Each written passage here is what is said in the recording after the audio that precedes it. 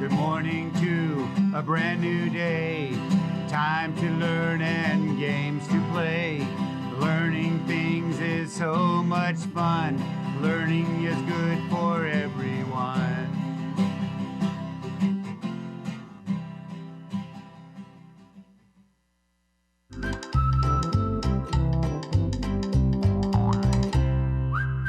Hello, early learners, and welcome back to the Art Room.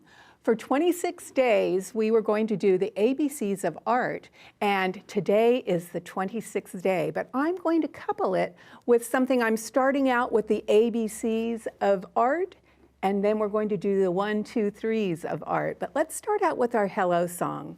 Hello, nice to see you, everyone. Hello, nice to see you, everyone. Hello to you, hello to you, hello to you, hello to me. Hello, nice to see you, everyone. All right, since we're still doing the alphabet, I won't need the mystery suitcase, even though it is Mystery Monday. We are going to talk about the ABCs of art, and we're going to bring in the Z, but then the 1, 2, 3, 4, 5 of art. We have been singing A, B, C, D, E of art. And we're now going to sing 1, 2, 3, 4, 5 of art. That's the way that we will start. 1 is for zebra, 2 is for Pez, 3 is for pears, that's what Cezanne says. 4 is for hearts, painted by Jim Dine. That is art and the number line. And today our artist is Andy Warhol.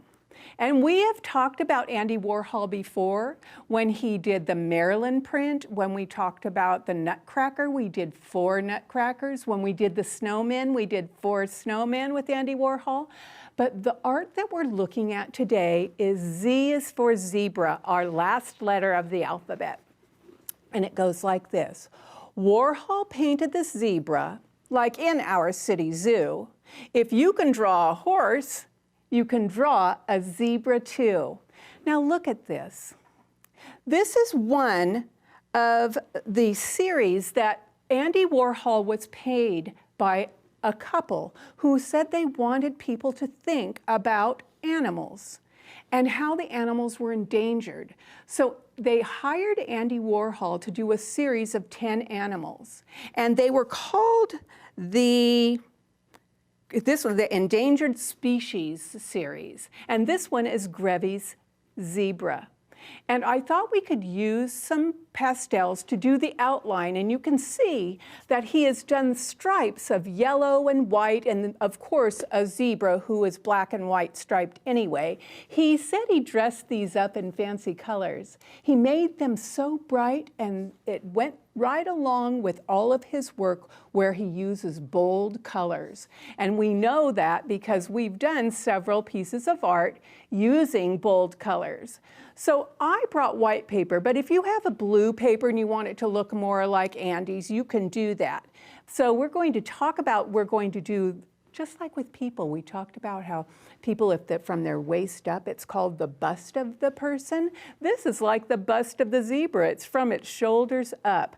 I'm going to do mine sideways. You can do yours however you'd like, if you want the zebra to look at you or if you want it to look off to the side. So this is Grevy's Zebra 300, and it was painted in 1983. So I wonder if it really did make people think about the animals that were endangered. And you know about endangered animals? There are so few of them left because they've maybe been hunted by other animals or by humans. And so we need to be careful about endangered animals because we don't want to take away their habitat where they live and work and play. So let's get our things ready. I am going to use my white paper, and I also wanted to show you how I prepare my paper. And since it's kind of almost a square, I tried to make it almost that same size, but I wanted you to see what I do with my permanent pen. I use a ruler or a straight edge, and I put it near the edge of my paper. And I make it as even as I can, even though this straight edge is very bumpy because I think I've used it with my X-Acto knives, but I'm going to do the outline because I think this makes it look like it's in a frame, and I think it makes it look more finished. So if you ever want to do this, I end up oftentimes doing it at home after I take all the art home and finish it, which I wanted to remind you to look behind me at the art we did last week. Let me put this right here. And there, I'm ready. Do you see how I made it all connected together in a frame around the outside? And let me put my lid back on my pen and make sure it snaps shut. I'll show you behind me real quick. Oh, I think I won't. I'll show you afterwards. Let's look at this. Now, I told you in the rhyme that if you can draw a horse, you can draw a zebra. And I'm going to bring the zebra down so that we can look at it while we work. Oh, I clipped it up here with a pretty strong clip, and here it is. So I have to think about that his ears are going to go here, his face will go down here, and neck and shoulders. And then this, on what's different from a zebra and a horse has a mane that goes down on its back and has a little piece of hair that comes between his two ears. But the zebra's mane stands straight up. So when we go to draw him, you're going to want to make his mane stand up. So let me get started. I know a pencil is easier to use, but you can't see it when I draw with it. So I'm going to think about his face is about as big as my hand. Then his ears are above, his back goes here, and his neck and shoulders go here. And I'm not very good at drawing horses, but I'm going to give this a try. So if you would like to get your paper and do his forehead with a little lump where his eye would go, I'm going right here and that way. I'm going to go down, and his nostril will go there. Here's where his mouth is, and go up. And it has kind of a jawline there. I wonder if it looks like anything else you know. This ear is on the other side of his head, so I'm putting that there. I'm putting his other ear facing forward here. I'm going to make sure that his mane, I'm going to do this so that you can see that it's going to stand up and go down the back. Under his, this is his jaw, I'm going to do it below that a little bit and go down for his neck and go down for his shoulder. Now I think I'm really ready. I think I will put little dotted lines where I'm going to put the inside of his ear. Here's where his eye is. Think about right where that bump was where I stopped, that's where I'm going to do his eye. And it's a curved line, a little curve there, and a curved line under. Now all the stripes are going to go back at an angle like this, and some go down around his mouth. We have to remember his nostril is pretty big. I think these animals that do a lot of running need a big nostril because they are running and getting so fast and run out of their air, so they need to breathe through that big nostril. His mouth is here. I like mine to be kind of smiley. I'm using my black pen to do the kinds of stripes, but I can paint them in. I will do some stripes like this. I'll do some stripes down to his nose. I'm just drawing them in like this because I might go back around them with yellow. I really haven't decided yet. And some stripes go down to his jaw. Are you drawing yours? Are you coloring with a pencil? Are you doing this with crayons, or are you doing this with a pen too? I'm going to draw its stand-up mane. This part is the stripes are even thicker, and they're all going up toward his mane. If you don't want to do your stripes this way, you know what a zebra looks like. And if you don't, be sure to look in books, because they'll show you how to draw him. This is really a stylized one, which means it isn't exactly realistic. It is just showing what it could look like, because we're not trying to do this like a science project where you would make it look exactly like a real zebra. Now I want to put some more stripes here. And I can add more later because my permanent pen allows me to get in there and oh, I put a polka dot on my finger for our girl Yayoi Kusama.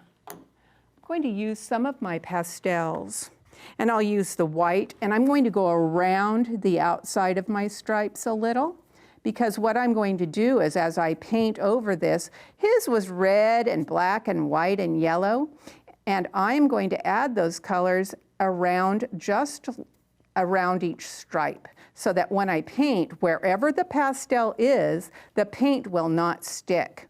So I'm just going around all these places. I'm just going around, outlining and putting in some of these stripes so that I can put my red paint on, and I can paint in with black if I want.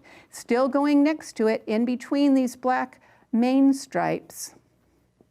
Boys and girls, I know I tell you this all the time so that you don't get nervous about not finishing. I don't think I'll be able to finish this, but I will bring it back and let you see what I've done. Now you can see where he even outlined the front with yellow. I like to kind of do some of the things he did.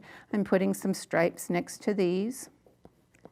I think I'll do my black with my black pen inside his eye so you can see where his eye really is blackened in. Oh, it's like my special letter here. I can see the letter C in here because my first name is Claudia.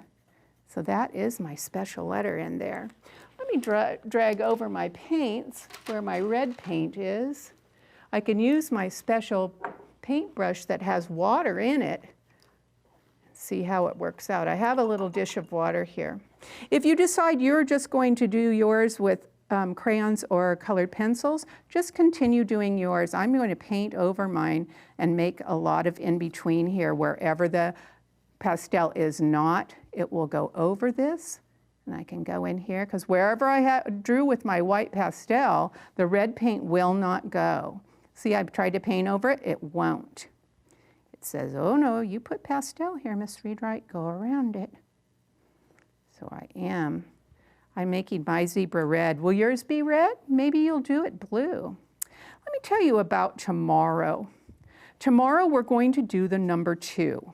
And number 2 is for an artist whose name is Jean-Michel Basquiat. And he made a painting of like a Tyrannosaurus Rex. And we're going to need white paper, a black paper, a pencil, a glue stick, scissors, your coloring tools. You'll need maybe some, I'm going to use my oil pastels, so just bring all of your coloring tools. And let's get ready to sing our goodbye song while I'm going to keep painting. Goodbye, see you next time, everyone. Goodbye, see you next time, everyone. Goodbye to you, goodbye to you, goodbye to you, goodbye to me. Goodbye, see you next time, everyone. Boys and girls, thank you for joining me today, and we did the number 1 and the zebra. I'll see you tomorrow. Bye-bye now.